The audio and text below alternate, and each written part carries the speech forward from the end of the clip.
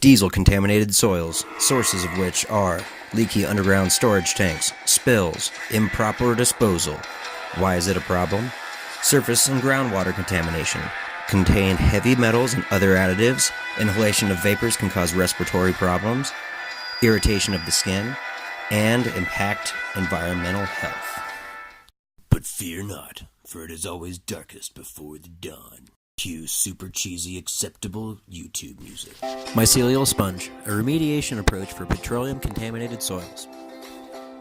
Oyster mushrooms, or Pleurotus austriatus, has recently been hailed for its mycoremediation potential, to not only biodegrade, denature, but also to utilize hydrocarbons.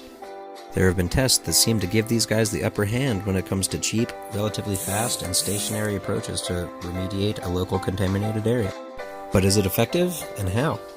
Mycelium is a vast, interconnected communication network.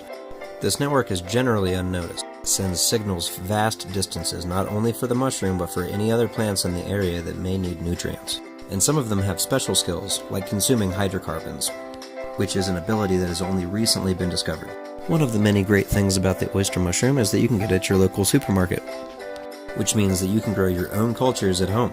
It's as simple as cutting off small pieces of the stem and placing them in layered pieces of corrugated cardboard. After a couple of weeks, you can simply cut up the pieces of cardboard, put them in individual pots, and you're growing your own mushrooms. Of course, the mycelium we're going to be growing is not going to be for producing edible mushrooms, even though that diesel does look good.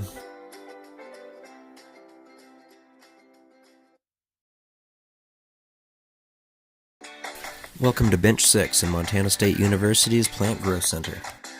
Quite a few experiments are happening here for our soil remediations class, and you can see that a lot of people already have good plant growth. Our experiment, though, is an experiment in the unseen. We're using this turkey baster to water our pots every couple of days, keeping our mycelium as healthy as possible, as they do love a moist environment. And this is actually the way that we measured out the amount of diesel we put in each experiment test.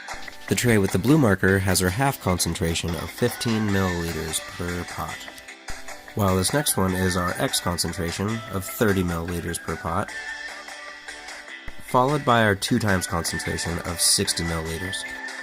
You can see that we have high hopes for our bioassay to excel in these conditions, until we reach the 2X mark.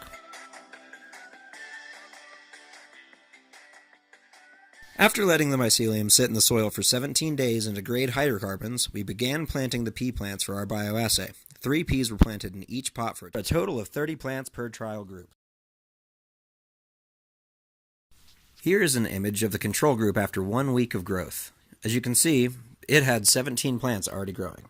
Both the 15 and 30 milliliter groups each had 13 plants growing.